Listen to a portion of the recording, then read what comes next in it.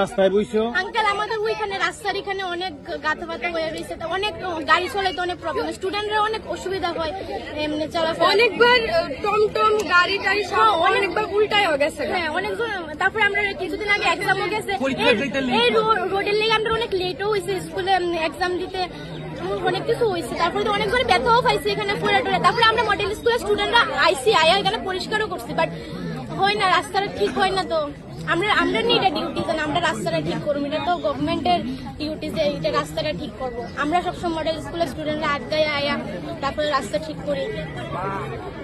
তোমাদের স্কুলের প্রিন্সিপাল আসেনি তো আজকে, আসেনি? কি নাম? বাসাতি ভট্টাচার্য।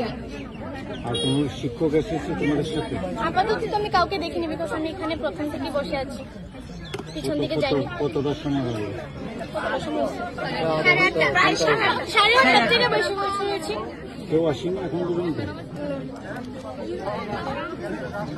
সরকারি কোনো প্রতিনিধি বা এরকম কেউ আসেনি? না না, এখনো তো আসেনি। কতদিন ধরে তোমাদের এই স্কুলের সমস্যাটা? 2 বছর হয়ে গেছে আঙ্কেল, এমন ঠিকও করে না ভালো করে, আর স্টুডেন্টরা এটাকে সাফার করতে হয়। স্টুডেন্টের নামে কেস করবো কিছু। তারপরে দিয়ে কেনা আসলো এখানে বলছে তো আমরা যদি আন্দোলনটা করি তাহলে আমাদের নামে কেস করে দেবে, এরকম হচ্ছিল।